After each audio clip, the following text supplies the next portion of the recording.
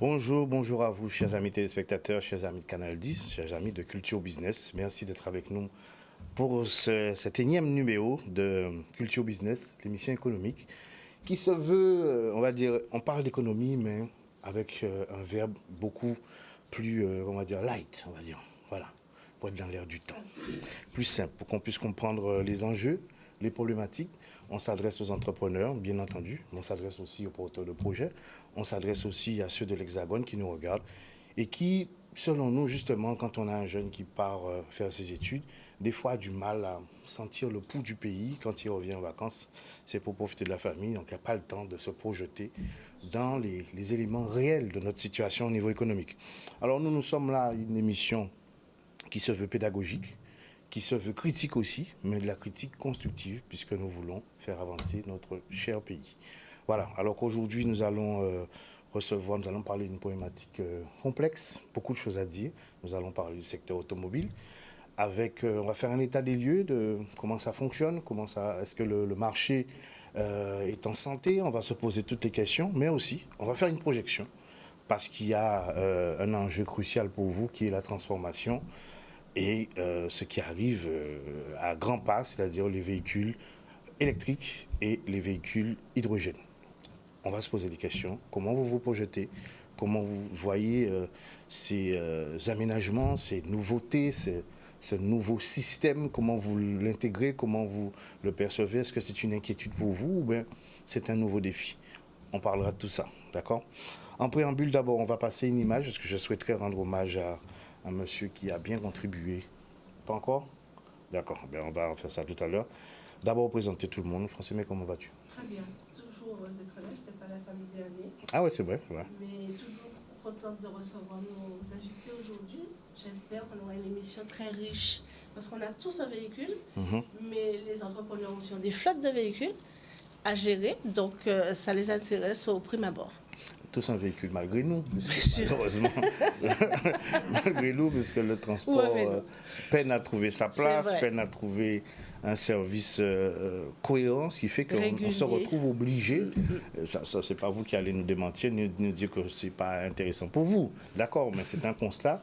Maintenant, on a 2 à 3 voitures par famille et ça se retrouve, on voit les conséquences sur le territoire. Voilà. On va justement, je te laisse présenter tout le monde, tiens. Alors avec nous, on va commencer par les 2 structures. L'URAG, Monsieur Rissek. Bonjour. Vous pouvez nous expliquer ce que ça veut dire URAG? Alors l'URAG, c'est l'Union des réparateurs automobiles de la Guadeloupe. C'est une organisation professionnelle qui a pour but tout simple de défendre les intérêts des réparateurs automobiles en Guadeloupe. Parfait. Voilà. À côté de moi, j'ai Monsieur Fazer, la 2e structure. Alors Monsieur Fazer. Fazer, Eric, je suis avant tout réparateur automobile et depuis dans les années 80, je me considère comme un ancien. Et je représente également la Chambre syndicale réparateur automobile région Guadeloupe, c'est la CSAARG. Voilà. Et puis, c'est pour défendre l'intérêt des réparateurs auto. Alors, à côté de vous, on a M. Nagapin. Vous pouvez nous présenter la structure? Alors moi je suis juste gérant d'un centre de contrôle technique auto. Juste ça. Voilà. Juste ça. C'est déjà pas mal. À côté de vous, Monsieur Rissek, nous avons Monsieur Guirou. Oui, je suis Monsieur Guirou, je fais partie de l'URAG. De l'URAG. Ok, j'ai une carrosserie aussi News Auto, située aux Abîmes. D'accord. Et à côté de vous, on a Monsieur Pierrot. Voilà. Monsieur Pierrot, je suis directeur de la formation et du CFA de la Chambre de métier et artisanat. Parfait. On a fait le tour. Très bien. Un beau panel. Alors justement, je devais passer une image parce que c'était important pour moi de faire un hommage à un entrepreneur qui nous a quittés et montrer aussi son impact sur un microcosme qui est celui de la boulangerie. Bon, quand la photo arrive, on va faire ça. Donc alors messieurs, justement, je vais d'abord, on va essayer de, comme je vous ai dit en préambule, l'idée aujourd'hui c'est de discuter, de parler de votre secteur.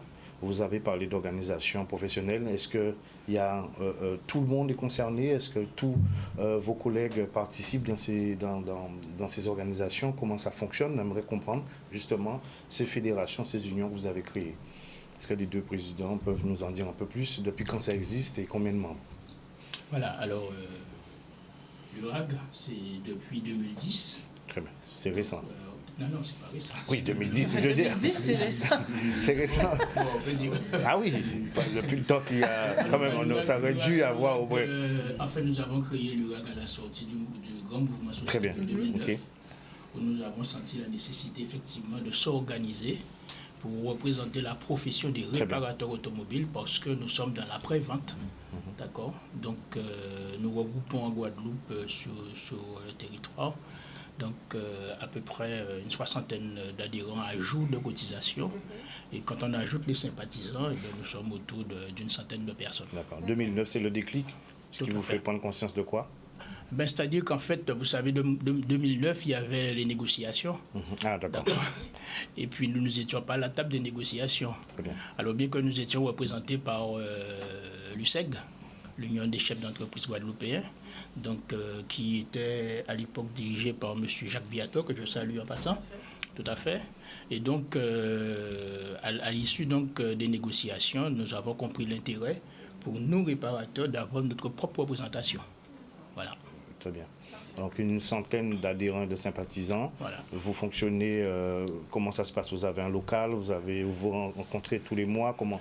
Alors, l'URAG travaille en permanence, on se voit tous les mercredis. Ah bien, oui, tout à fait. Tous les mercredis, on travaille parce que les problématiques autour de la profession sont très, très, très nombreuses, malgré tout. D'accord. Nous sommes confrontés à toutes les réalités du pays. D'accord. Pour ce qui concerne les entreprises, en premier lieu, la problématique des charges sociales et fiscales qui pèsent sur nos entreprises parce que nous sommes, en principe, nous sommes des TPE. Encore des très petites entreprises pour la majorité. Et donc, on subit effectivement les contre-coups de la crise qui sévit actuellement dans l'économie locale. Voilà. Donc, oui, de ma part, la Chambre syndicale, la CSA-ARG, on est un petit peu en VS en ce moment, depuis après tout l'événement. Le Covid, tout ça.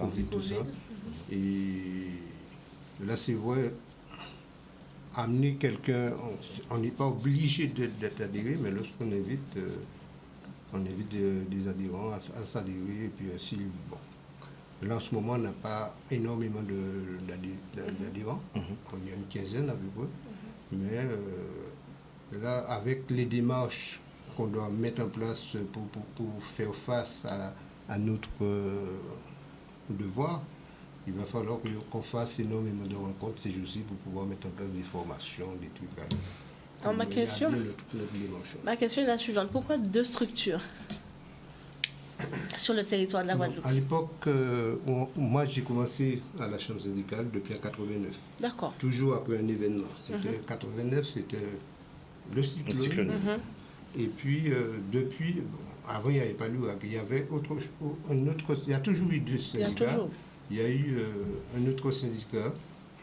C'est le CNPA. CNPA. Et après, ils sont tombés en VS.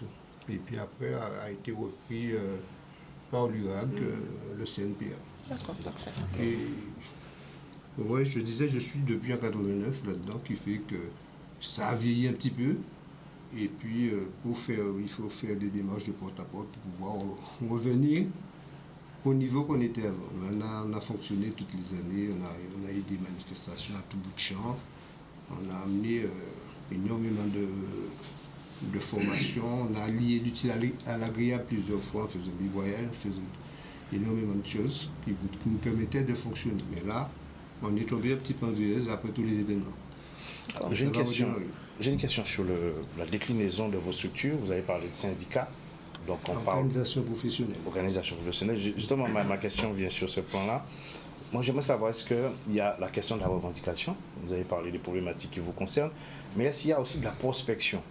Quand on est organisé, on peut imaginer l'avenir, on peut faire en sorte de mettre en place des solutions sociales, on peut faire en sorte aussi d'imaginer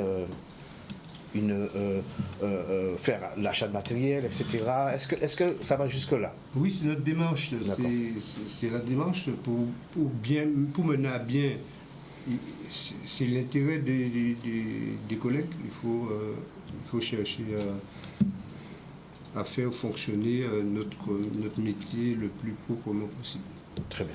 Alors je fais... Il faut dire que le secteur bouge. Énormément, c'est pour ça. C'est pour ça que vous êtes là. Tout le temps, nous subissons les effets des innovations technologiques. C'est ça. D'accord. Donc il faut s'adapter. Il faut se mettre à jour. Donc constamment, on est obligé de suivre l'évolution des choses. C'est pour ça d'ailleurs qu'en moyenne, tous les 2 ans, nous participons à des salons. Très bien. Des salons, que ce soit au niveau local ou au niveau international. D'accord, nous participons par exemple à Paris à Equipoto. Nous allons en Allemagne à Automechanica, par exemple, avec nos adhérents. Donc nous suivons l'évolution de la technologie. Forcément, il faut s'y adapter. Très bien. Le secteur compte à peu près combien de réparateurs en Guadeloupe? Difficile à chiffrer. Difficile à chiffrer parce que vous savez... Entre les marrons et les... Voilà, c'est très très difficile. On va parler des marrons, mais monsieur Pierrot est présent, il va pouvoir dire selon le... Comment ça s'appelle? Les statistiques. Au niveau de la Chambre de métier, on regroupe à peu près 800 entreprises dans le secteur, dans l'automobile. Moi j'avais en tête au moins 900. Ok. Voilà, alors on va faire une légère pause. Passe l'image s'il te plaît, Daniel. Alors, c'est important pour moi de montrer cette image. C'est un hommage à ce monsieur qui s'appelle monsieur Capré. On l'appelle Noré, c'est son petit nom, non Savane, comme il aura dit. À Sainte-Rose. C'est important de montrer ça parce que Jodelin, Sainte-Rose, c'est la commune où il y a le plus de boulangers. Et M. Lassat qui a fait partie des premiers mondes qui montaient des boulangeries et qui développaient ce secteur-là avec voiture à pain, etc., toute en organisation. Et donc, c'est saluer un monde qui, justement, formait en l'eau jeune, parce que c'est ces jeunes-là, ça qui montaient ces différents boulangeries-là. Jodelin, Guadeloupe, c'est à Sainte-Rose que pratiquement pain à toute la Guadeloupe a sorti, qui a alimenté les hôpitaux, etc., parce que c'est là l'organisation professionnelle des boulangers, plus en masse. C'est une vision. Et c'est ça, c'est-à-dire que c'est grâce à ces messieurs les premiers qui montaient des boulangeries, qui formaient en l'eau jeune, et qui ces jeunes-là, ça montait boulangerie à eux, alentour, dans la même ville-là. Donc voilà, il y a un système très organisé, avec voiture à pain à partir de Sainte-Rose qui arrivait dans Ansberg, tout partout. Hein. Donc voilà, il faut nous souligner ça, là où on travaille bien, fait travailler surtout avec conscience. Et la relation client, il était qu'à vendre encore, continuer à vendre. Il y a l'entreprise, mais il y a aussi la relation client qui a été qu'à chercher, qui a été qu'à... la fameuse voiture à pain. La fameuse voiture à pain qui dégage. Nous allons tracer à ces grands nombres-là, ça. Voilà. C'est ça fondamental. Nous tracer à ces grands nombres-là, ça. Et c'est pour ça, d'ailleurs, au niveau des organisations, parce que même si une idée organisation, c'est l'effet de l'histoire, d'accord, qu'on collègue faisait dit. Mais nous travaillons en parfaite synergie, en étroite collaboration. D'accord, ça veut dire que Jodelin va venir là s'il n'est pas là. Voilà, mais ça n'a pas un problème. C'est important. Elle a dit tout de suite. C'est important. Mais ça n'a pas un problème qu'il y ait une épisode organisation. L'essentiel, c'est que, justement, parce qu'il y a ni travail à faire, ni on l'eau travail à faire, donc peut-être. C'est ça. C'est un problème si nous ne pas parler. Tandis que là, nous concertons l'année action, nous mener à terme à 2. Ok. Et d'ailleurs, c'est très important, ça, on va dire, parce que Jodelin, nous en train de travail aussi, c'est la relève. Et c'est ça l'objet de présence à M. Pierrot là, parce que nous investissons pleinement dans le développement de l'apprentissage, parce que l'apprentissage, c'est l'avenir pour transmettre à la jeunesse, d'accord, ça les anciens tracés, d'accord, et pour pérenniser l'activité là, parce que la réparation automobile en Guadeloupe, faut dire là, c'est un secteur qui est constamment en tension, parce que nous avons un parc automobile très conséquent. Et il faut que nous répondions à toute la population. Nous voyons pendant la période du Covid, d'accord, les réparateurs, même si, bon, il n'y a pas de cas reconnaître nous à juste valeur nous dans tous les dispositifs qui existaient, mais malgré tout, nous sommes un maillon essentiel pour te maintenir à flot l'économie à pays là, à un moment là ça. Mais justement, c'est ça. Alors, on va profiter comme il y a Thérèse Michel la Jodelin, nous avons justement simplement envoyé en force toute la famille et encadrer Dio, nous. Ouais, voilà, merci Daniel de remettre l'image. Un collègue aussi qui est parti ambassadeur. Puis vous avez entendu parler sur M. Jonathan. Il a mené à bien les actions à la Chambre des métiers. Il était un électricien de grande qualité. Ah ben, très bien. Ça, très important de renouveler ces mondes ça. Tout à fait. Voilà. Hier, je crois que hier qu'on a été. Très bien. Ça, très bien. Alors, moi, question, nous avons parlé justement, on a parlé de la relève, c'est très important de nous savoir à quel point on situé nous avons un jeune bourgeois nous, qui dit nous aussi justement, qui genre la jeunesse qui aborde des métiers là ça. Est-ce qu'il y a une lourde demande? Est-ce qu'au niveau de la formation, qui dispositifs ont mettre en place? Et est-ce qu'ils ont trouvé compte à en tant que entrepreneurs? Voilà. Nous, c'est vrai qu'on a commencé un travail depuis à peu près une année avec les deux syndicats pour pouvoir réformer. Parce que vous savez, au niveau de l'apprentissage, il y a une loi depuis le 5 septembre 2018 qui est sortie, Choisir son avenir professionnel, où on doit répondre aux besoins des chefs d'entreprise, aux besoins et aux compétences des chefs d'entreprise. Donc, c'est vrai qu'il y a un travail qui est fait sur le recrutement des jeunes et aussi l'amélioration de nos plateaux techniques. Vous avez parlé sur un métier de l'automobile qui bouge, qui est innovant. Donc nous faisons tout ce travail et c'est vrai que ça commence à porter ses fruits. Aujourd'hui, les sections de l'automobile des effectifs de l'automobile qui étaient en diminution depuis quelques années et pour cette année en train de remonter. C'est vrai qu'on a des effectifs en progression pour les premières années sur les deux sections que nous avons, la maintenance des véhicules automobiles et la peinture en carrosserie. Et c'est vrai que nous avons comme projet pour la prochaine rentrée, la rentrée de septembre, de lancer la réparation en carrosserie. Donc c'est vrai qu'il y a un travail qui est fait pour pouvoir apporter et aussi l'amélioration de nos plateaux techniques. Alors concrètement, faut qu'on aille à l'essentiel. Dites-nous quel centre de formation. Par exemple, j'ai un jeune qui nous regarde là, qui est intéressé, où est-ce qu'il peut s'inscrire? Il vient à la chambre de métier, au CFA de la chambre de métier, et entre 16 et 29 ans, il peut signer un contrat d'apprentissage. D'accord. Ici seulement, il n'y a pas d'autres écoles? Alors, encore vous faites dire que moi-même, c'est aussi un tenancier en boîte de formation. C'est ça, nous. Ils ont caché l'information. C'est ça, nous, vite fait là.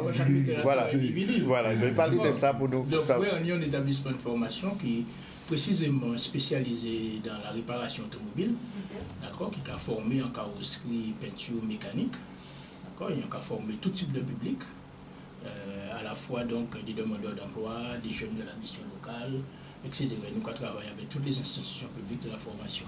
Alors, pour ces gens qui travaillent là, ces zones de mise à niveau, c'est important aussi. Absolument. Si des modules complétés. Nous avons fait de l'apprentissage, mais nous avons fait aussi du perfectionnement. Très bien. Ouais.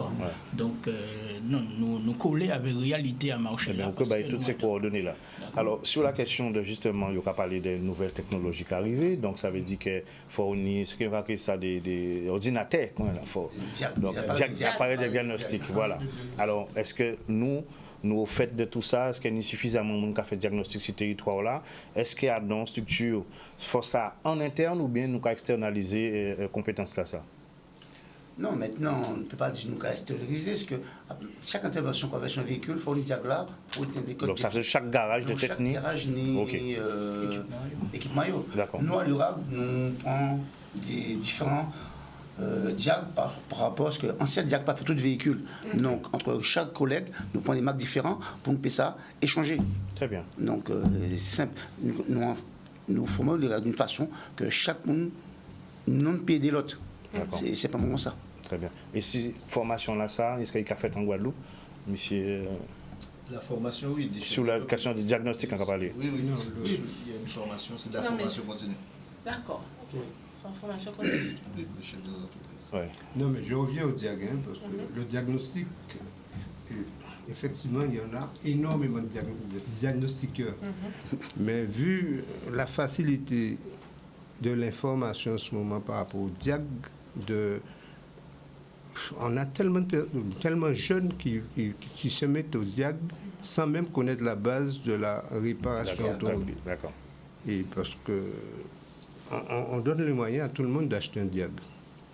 On peut avoir un diag sur son portable, on peut avoir Il n'y a pas de conditions particulières. Le diagnostic, ce n'est pas la réparation automobile. Il faut interpréter. Il faut l'interpréter. Il faut préciser que les diaglas sont produits universels. Oui, tout à fait. Un butin très linéaire, un butin qui est universel. D'accord. Après, il y a des spécificités que les constructeurs même qui organisent aussi pour faire en sorte que certains système qu'on peut arriver à rentrer dedans. Et bon, bref, mais son but est universel. Et ça que le GLAC a dit, qui est fondamental, c'est que pour maintenant véritablement tirer tout profit des outils là, eh bien, il faut qu'on ait les connaissances de base en mécanique. Voilà. C'est-à-dire que, je prends juste un peu la parole, la valise de Diag, c'est un outil, et les jeunes qui n'ont pas la formation, c'est disponible sur une application. Il y a même des radios, des écrans tactiles qui ont un Diag. Dans l'écran tactile, on le met sur la voiture. Quand, en fait, il y a un défaut sur une voiture, ça relève un code défaut.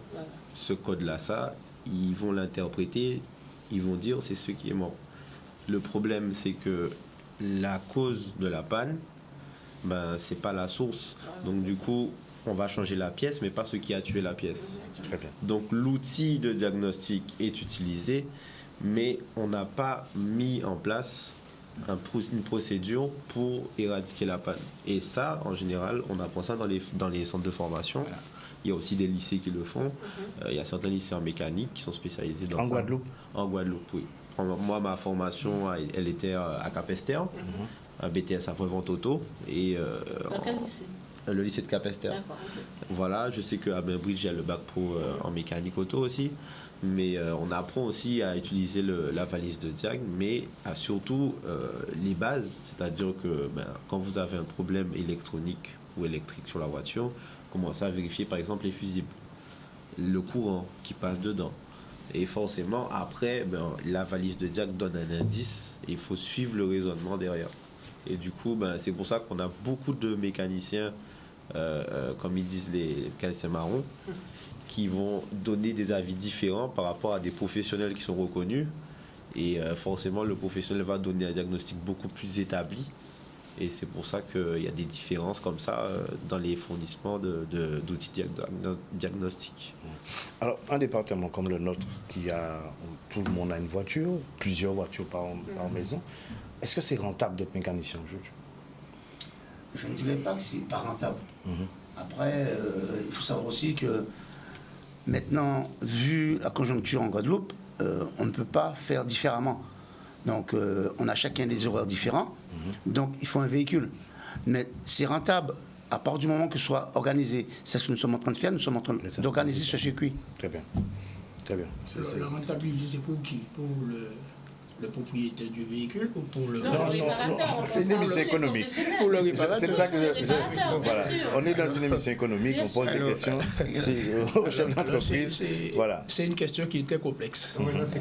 C'est une question qui est très complexe parce que je veux dire qu'en termes de méthode de gestion, chaque entrepreneur gère à sa façon. Bien sûr qu'il y a des règles de base.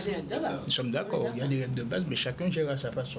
Donc on peut dire que globalement, quand on regarde les choses, il y a moyen d'être rentable. C'est un secteur porteur. Voilà, il y a moyen d'être rentable. Mais après, maintenant, la rentabilité, comment la mesurer?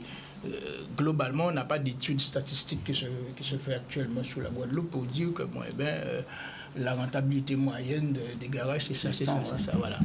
Et la discussion est très large là-dessus. Voilà. Parce que c'est vrai, l'automobile, c'est notre base, c'est avec ça qu'on vit. Mais on peut avoir énormément de voitures, mais il faut aussi que les factures puissent passer correctement. Si les factures ne passent pas, et voire moins, même pas, je dirais pas déjà aux factures, mais lorsqu'on a une pièce qu'on veut mettre sur un véhicule et la pièce n'est pas disponible chez nous, et à tout moment c'est ce qui arrive, la pièce n'est pas disponible, il faut le commander. Et commander, ça dépend, il y a des délais. La voiture reste stockée chez soi.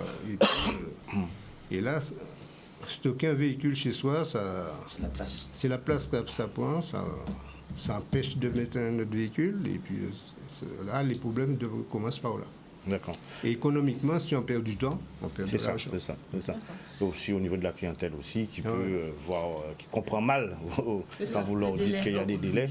Aujourd'hui, c'est vraiment le problème essentiel de la profession, c'est l'approvisionnement en matières premières. Alors, quelle négociation que vous avez avec négociation, c'est difficile dans la mesure où les vendeurs de pièces, il y en a tellement, c'est indépendant, etc. Et il n'y a pas d'organisation, à ma connaissance, pour l'instant, il n'y a pas d'organisation de vendeurs à qui on peut se référer pour ouvrir les négociations. Chacun fait en fonction de ses intérêts. D'accord? Mais je crois qu'aujourd'hui, la chaîne d'exploitation est en rupture parce qu'on a beaucoup de difficultés pour s'approvisionner en matières premières. Les pièces, alors aujourd'hui c'est la cata.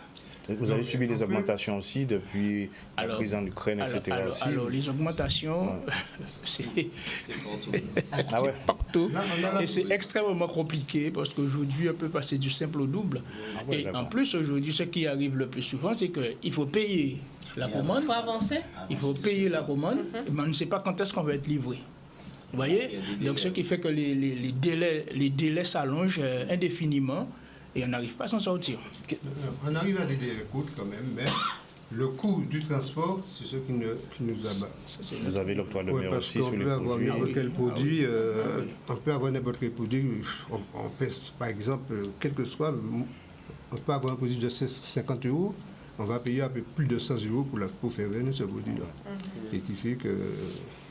Est-ce que le client comprend cette démarche-là, des fois, on réfléchit. Comme je dis, le client ne peut pas comprendre des moments qu'on a un mois de commande de pièces.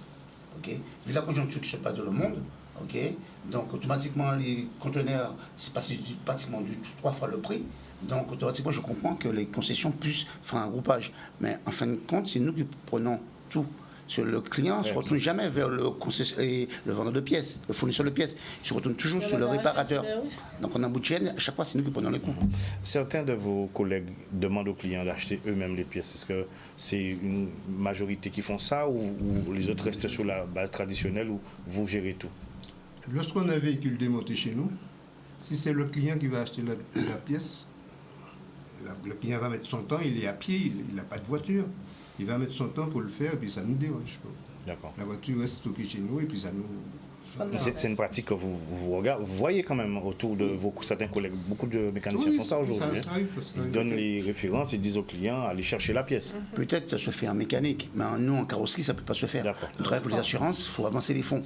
Et on a remboursé pratiquement 90 jours après. Ah ouais. Donc nous sommes... Il faut avoir une bonne banque. On fera plus, nous sommes 120 jours après une réparation.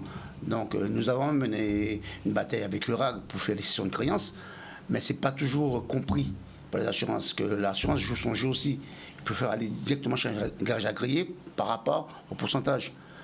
Donc nous, ceux qui pratiqueront la session de créance, ce sont des garages libres. Et ce n'est pas toujours bien perçu par les assurances.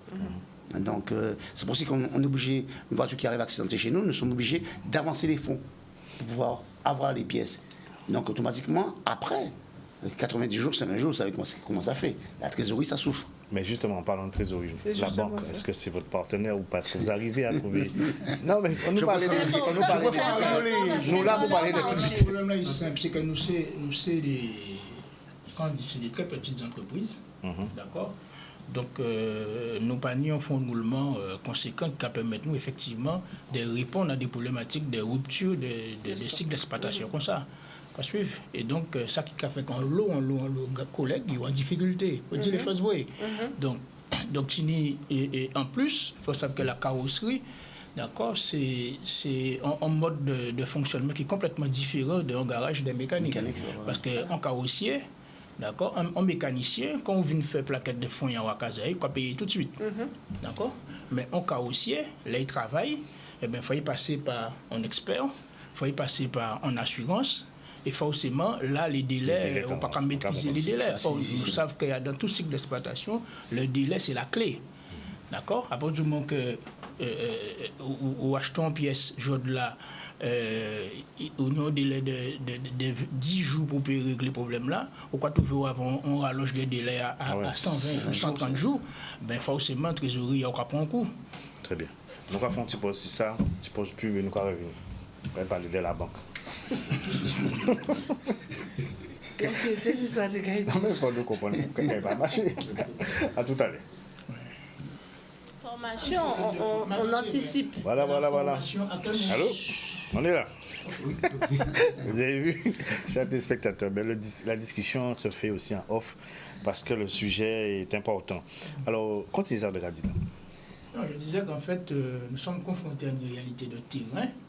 D'accord? C'est que les chefs d'entreprise qui sont installés, généralement, c'est pas une nécessité sociale et économique.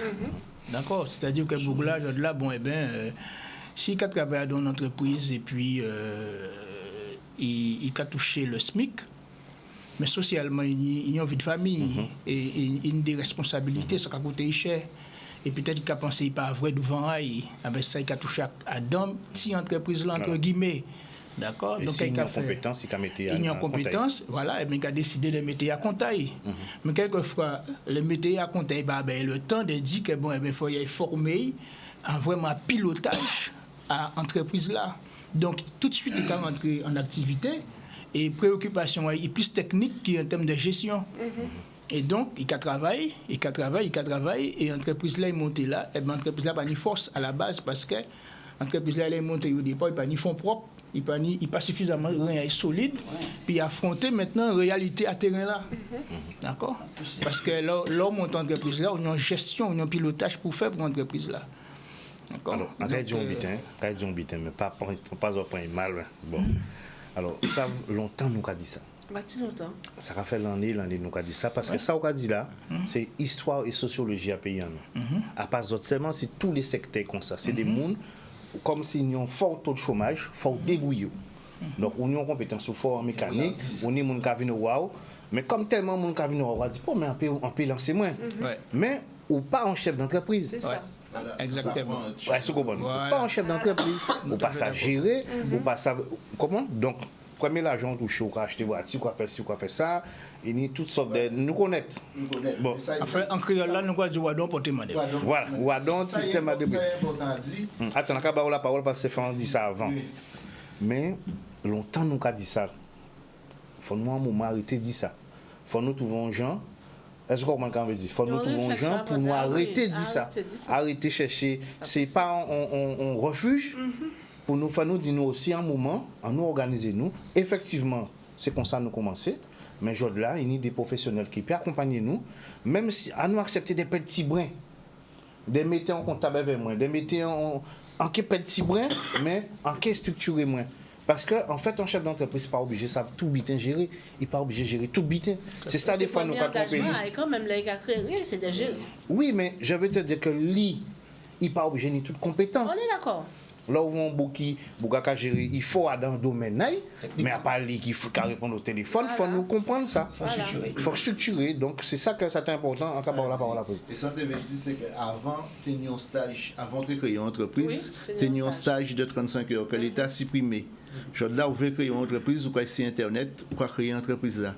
Le stage n'est pas obligatoire encore. Donc, dans le monde, on a dit, il va gagner l'argent noir, il va monter une structure. Mais là, vous monter une entreprise là, il va rendre compte que ce n'est pas la réalité parce qu'il faut commencer à payer certaines charges et les charges qu'a payées en lot si c'est une entreprise là. Donc, il faut former en gestion. C'est vrai, il ne peut pas gérer tout le bitin, ni plusieurs côtés dans le monde de l'entreprise, mais il faut maîtriser certains outils de gestion.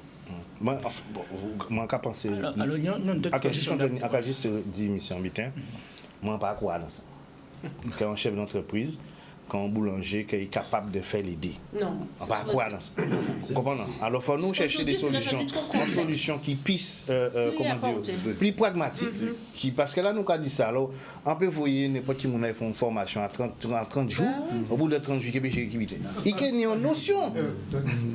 35 heures. Non, il ne peut pas. Mais même si c'est que ça 70 heures, c'est pas ça. Ça veut dire qu'il faut nous comprendre, selon moi, c'est que peut-être qu'il faut un stage de sensibilisation. D'accord. C'est comment on veut dire ça en différence. Donc, sensibiliser au fait que pour faire ça, pour moi être un bon chef d'entreprise. Et après ça, mais c'est ça qu'expliquer là. Donc nous avons trouvé nous car c'est ça le problème là, nous avons tourné.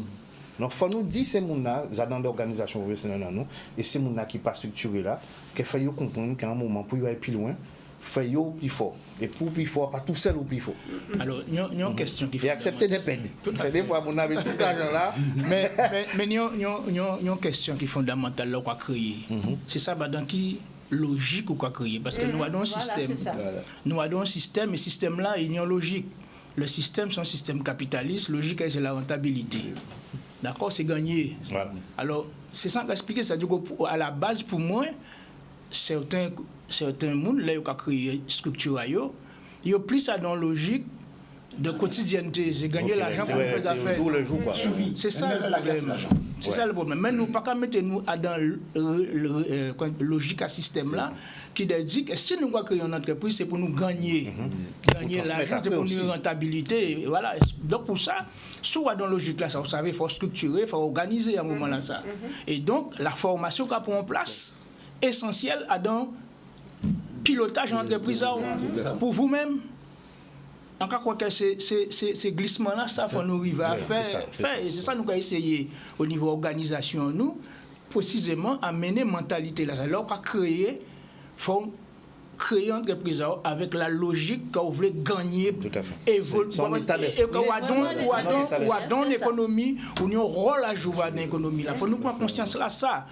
Nous sommes acteurs dans l'économie. Nous ne pouvons pas venir simplement pour gagner l'argent, pour répondre à besoins quotidiens. Nous pouvons venir aussi parce que nous voulons participer. Vous êtes très puissant. Absolument. Parce que regardez, vous venez nous parler de 800 entreprises déclarées, sans parler d'autres mondes qui nous racontent, à un secteur qui est très porteur parce que tout le monde vit en voiture. Oui.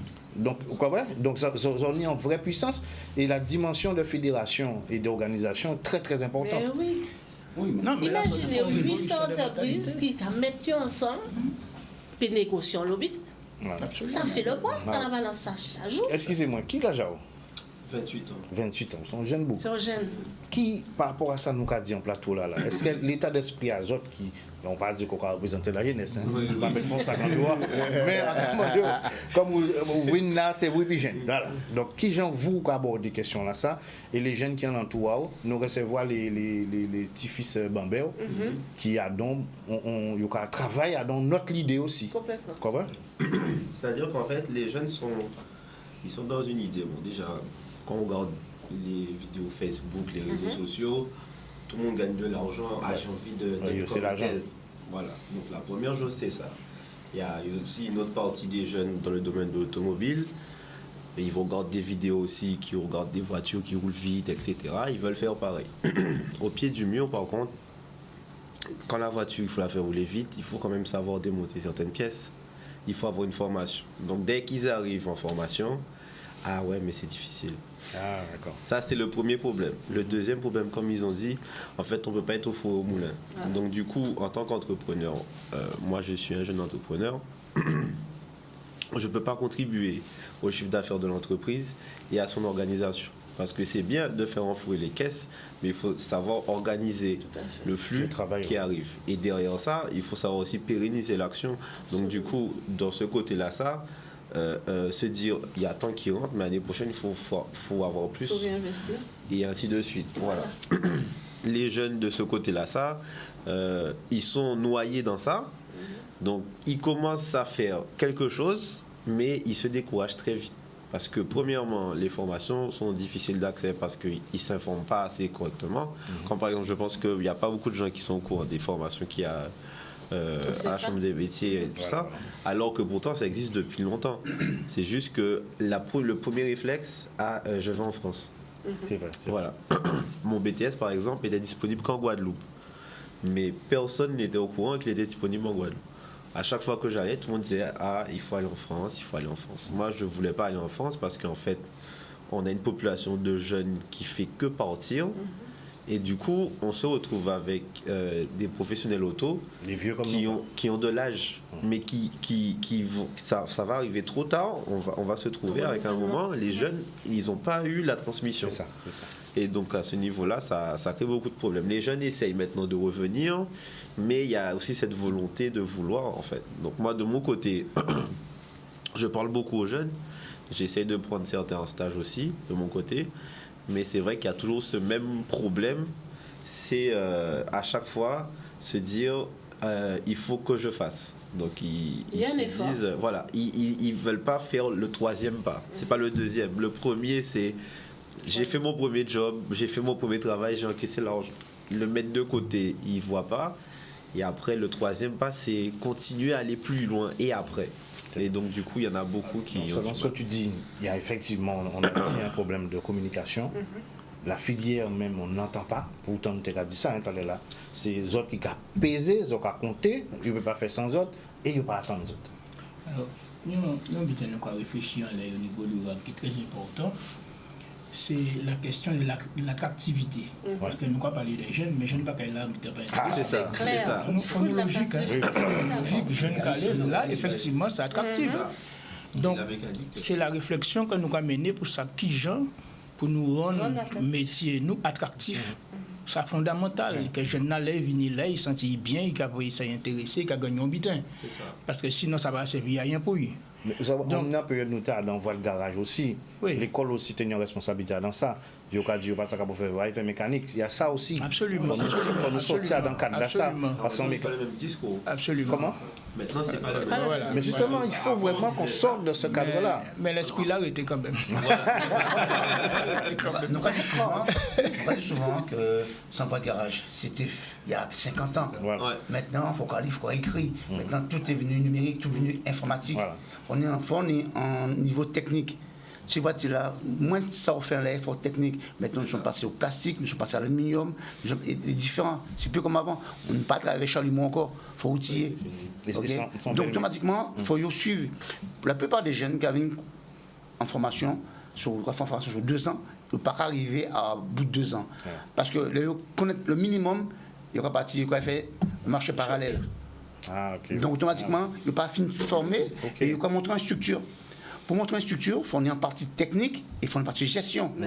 Par contre, l'automobile, c'est un métier dangereux. Donc, nous avons énormément de responsabilité à ce niveau-là. Parce que nous, constamment, en mise en danger la vie d'autrui. Quand mal c'est en roue, quand ça va passer, quoi faire un accident. On va même monter en pièce, un accident. Donc, automatiquement, il faut chef d'entreprise là, il y a une partie théorie et il faut une partie pratique. Techniquement, il faut vraiment qu'à suivre. Parce que, comme on nous dit, en pays là, on ne peut pas former toute une pointue. Ok? Donc, ni des beaux, après, il y a salarié, on va faire une formation à eux. Par rapport à ce que la base, il n'y a pas fini de former correctement. Donc, on va trouver un patron, on va trouver un formateur, c'est assez difficile. Donc, après, il faut gérer des experts, il faut gérer des assurances, ça en combat sans cesse. Donc, on est maintenant en combat avec l'URAG et les FFC, Fédération Française de Carrosserie. Mais les assurances, l'assurance Lakash au Relay, disons que vous ne devez pas aller chez un garage non partenaire. Parce qu'à là, il n'est pas diagréé encore. Parce que c'est interdit, c'est interdit par la loi. Maintenant, il a changé de discours. Maintenant, monsieur X n'est pas partenaire, vous ne devez pas aller chez lui. Mais on a oublié qu'il y a la loi libre choix de la réparation. Donc, ça, c'est pas mal ça. Il faut taper du poing pour faire ça passer sur le marché. Nous, l'URAG, nous avons mis longtemps ça, et forcément. Rien que pour mettre ça en place, nous voyageons beaucoup en métropole. L'Hexagone, comme on dit. Donc, automatiquement, nous fait ça revenu sur le marché, mais c'est difficile à appliquer. Okay. Donc, même pour le partenaire, il y a des conditions. Même maintenant, il y a un pourcentage à donner à l'assurance. Ok. Et temps libre, tu n'as pas de pourcentage. D'accord. Donc, automatiquement, les cartes sont mal distribuées, parce que l'assurance, il en force. Si vous avez devant le client là, vous ne devez pas aller. Si vous allez, il faut avancer les fonds. Mais ce n'est pas vrai. Nous travaillons avec la session de créance. Le client vient chez nous, il fait un dossier, automatiquement, quelle que soit l'assurance X, ils doivent nous payer. Mais avant, il y a déjà une menace. Il faut sortir de l'argent. Comme nous, dans l'économie, la difficulté à sortir, le client là ne peut pas aller. Voilà. Donc, il ne veut pas. Donc, il faut vraiment confondre. Il dit, vous avez le choix de la libre réparation. Vous allez où vous voulez. Tant que le client n'a pas adapté à ça, l'éducation qu'il fait. Ici, c'est que, allez chez le garagiste, à la griller, vous n'avez rien à payer. Mais c'est du passé, ça. Okay. Okay. Donc, c'est un piège. Il y a 10 ans ou 15 ans, c'est venu libre chez la réparation. Le client va où il veut. Tant que nous ne pas mettre ça en tête à les clients, nous ne pouvons jamais arriver. Donc, l'assurance qui est toujours gourmet n'allait pas un tel. C'est parce que entre garage partenaire, il y a un pourcentage, un peu de facture. Ok? C'est normal. L'assurance peut gérer si au parti 100%, sans goumer. C'est lorsque le client a dit non, je vais chez mon réparateur. J'ai le droit d'aller chez mon réparateur. Là, l'assurance dit ok, d'accord, vous y allez. Mais si le client n'a pas connaître, il y a des gens qui ne pas mais babier. Donc là, c'est arrivé que. Donc l'information n'est pas encore passée. Voilà. Exactement. D'accord. Carité nous 10 minutes. Alors, 3 sujets. on prend feuille azote. Je vais quand même ajouter la parole, rapidement. Nous, en cas de ça, pour blaguer. Voilà, les dossiers là. Il faut nous parler de la banque. Qui relation azote et la banque? Vous parlez moins de petites structures. Mais petites structures, il y a des contraintes, mais on y très faible taux de ressources humaines. Ça aussi, on a très peu de charges en termes de ressources humaines, sont petites structures. Donc, quand il est là, est-ce qu'il nous a rempli des conditions pour aller vers la banque? Nous avons posé une question dans ça. Ensuite, nous pouvons parler aussi de tout ce qui concerne les problèmes de financement, de la zone des acheteurs matériels. Est-ce qu'elles ont profité de tout ça, les défiscalisations, pour acheter matériel qui a coûté cher aussi? Enfin, quel business doit répondre moins si ces questions-là, ça? Et le troisième point? Kevin Thaler, je retourne par rapport aux jeunes. Ouais. Les jeunes, effectivement, M. Pio peut le confirmer sûrement, sont moins disponibles dans leur tête maintenant pour entrer en apprentissage. Un jeune de 16 ans, il a pratiquement déjà... Il y a des jeunes qui ont des enfants à 16 ans déjà. On trouve, moi, à mon avis, pour mener bien en apprentissage, il aurait fallu qu'on accepte que des gens niveau bac pour faire la réparation automobile en ce moment. D'accord. Comme ça, il peut bien assimiler toutes les informations. Pas plus bas. Ça, on va dire là, c'est pas plus bas. À mon avis, pas plus bas. Il y a des exceptions, oui. Il y a des gens qui sont motivés, qui veulent faire, qui se donnent les moyens. Mais maintenant, pour accepter quelqu'un qui n'a pas un niveau bac, on va aller... Attends, qu'est-ce que comprendre? Pourquoi dire ça par rapport au niveau technique de ça? Ça a demandé au niveau technique, les informations qu'on recueille à niveau de la... On commence, c'était en question d'état d'esprit ou c'est en question technique? Comme on a un niveau de prérequis suffisant pour assimiler correctement les informations. Très bien, je comprends. Qu'on nous oblige à... C'est-à-dire qu'au bac, enfin au CAP et avant, le bac, il y a quand même la manière de procéder, mais il y a aussi la gestion des risques. Très bien. Okay. Et là, quand le jeune vient dans l'établissement, il faut l'informer de tout ça. Mais il y a des jeunes, ils ne voient pas parce qu'ils ne connaissent pas. Donc quand ils sont 16 ans, ben, forcément, ils vont toucher à tout. Okay. Et là, ben, il y a des accidents qui se font. Mais il y a aussi, comme eux, ils ont des responsabilités. Et si c'est mal serré parce qu'ils n'ont pas regardé ou qu'ils étaient autre part, la responsabilité revient quand même au chef d'entreprise. Mais toi, tu parles de niveau d'âge. C'est ça que je veux comprendre. Quand tu as parlé de niveau d'âge, il y a un minimum. Ouais. Donc c'est l'ensemble. Ça peut ajouter à ça. Ce qui est fondamental pour moi avant les jeunes, à partir du moment qu'il a trouvé parce qu'on parle d'Italie, il y a des attractivités à métier là, c'est important. Et deuxième but, c'est que les jeunes là, à partir du moment qu'ils sont motivés et du bout des projets, on peut mener n'importe côté. On peut mener n'importe côté parce qu'ils sont motivés, ils savent qu'ils veulent, et du bout de là, ils veulent aller. Il y a quelques problèmes, c'est ça pour nous résoudre ce job là. Et c'est pour ça que nous, au niveau à l'URAG, d'accord, pour l'attractivité, nous avons réussi notre travail sur la convention collective. Parce que job là en Guadeloupe, la convention collective de la réparation automobile n'est pas appliquée. C'est ça. Sinon, convention nationale. Il n'y a pas de contrôle. Mais ce n'est pas une histoire de contrôle, mais la convention même n'est pas appliquée pour définir des grilles de salaire, des grilles de classification pour qu'on monde peut effectivement faire une projection en secteur-là. Et puis faire une projection en secteur-là. Tu vas suivre? Parce que, par exemple, pour finir, je vais pas être long parce que nous temps la coûte.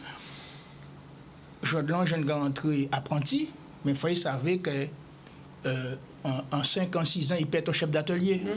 Et un chef d'atelier, c'est tel niveau de rémunération. Donc voilà, il faut nous une grille de lecture.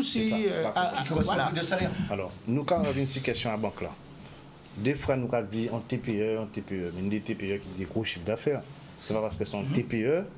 Il y a des TPE qui sont plus rentables, qui ont PME, qui sont plus rentables, qui ont une entreprise. Donc, il faut vraiment nous faire attention à des fois, gens nous à présenter ça, parce que nous tendance à dire en pays là ça, à main sans petite entreprise. Ça ne veut dire rien. C'est le chiffre d'affaires qui a fait l'entreprise. Donc, est-ce que le problème là, c'est un problème de structuration, comme on t'a dit, qui fait que la banque n'a pas suffisamment pour le fameux fonds de roulement, ou le fameux à facturation, crédit là, enfin pas crédit là, les fonds nécessaires en attendant les 90 jours là, est-ce que c'est ça qui est le problème qui est là? Alors, à la base, enfin moi j'ai essayé de regarder par rapport à un certain nombre d'entreprises, pour voir quelle perspective nous peut trouver dans ça. C'est qu'une entreprise elle a créé généralement au départ, ils n'ont pas ni fonds propres. Et après, une compagnie font propre départ, la banque j'ai commencé par bien garder. Encore, quand ils m'ont découvert, etc. Après, je vais regarder, c'est Carni comme capitalisation à l'entreprise. Il peut dire que bon, il peut engager ou pas. Donc, c'est le problème de nous confronter à la base. En lot entreprise, ce n'est pas des entreprises qui capitalisent.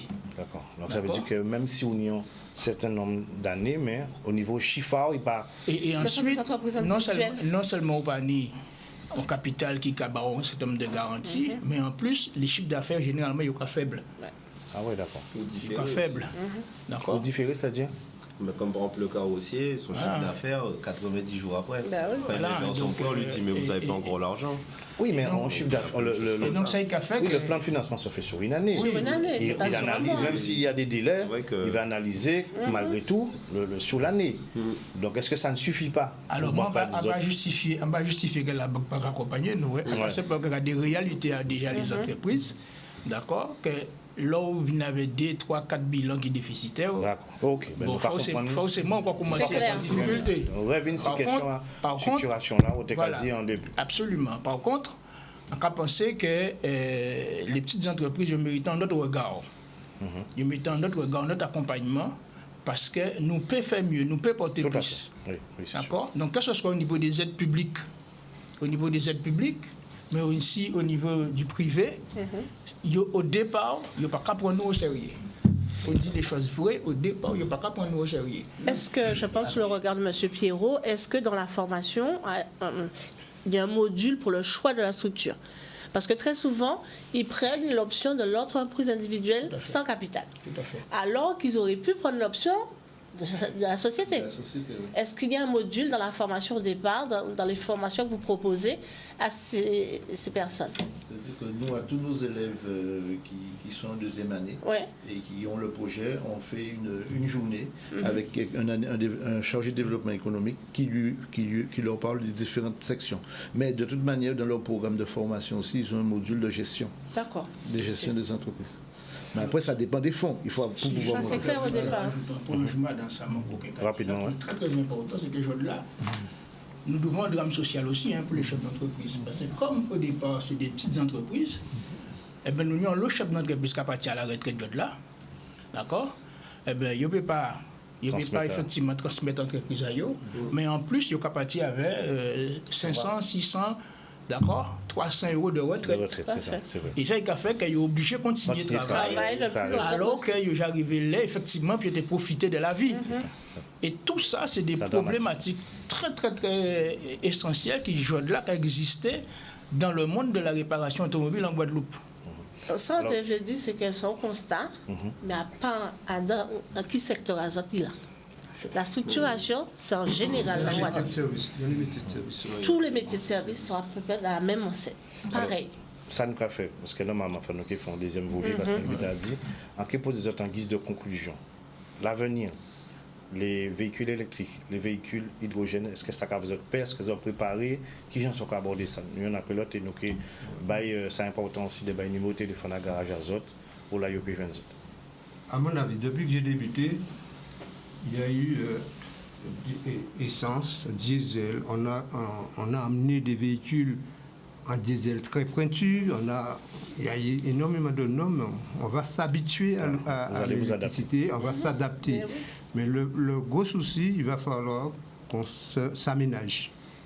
Parce que là, si on reste sans rien faire, tous les grands, tous les goûts vont prendre la place et on ne pourra pas se remettre là-dedans. D'accord. Donc ça veut dire qu'il faut préparer ça.